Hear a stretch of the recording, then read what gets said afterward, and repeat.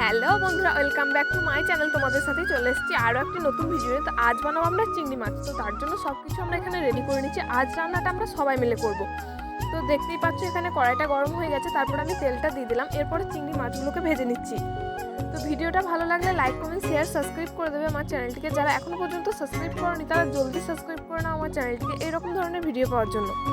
2 দিন ভিডিও দিতে পারিনি আমার নিজস্ব কোনো প্রবলেমের জন্য। তো যাই হোক, আবার রেগুলার ভিডিও দেবো, তো ভিডিওটা দেখতে থাকো। তো আমি চিংড়ি মাছগুলোকে ভেজে নিলাম। এরপরে ভালো করে মশলাটাকে কষিয়ে তারপরে চিংড়ি মাছগুলোকে দিয়ে দিয়েছিলাম।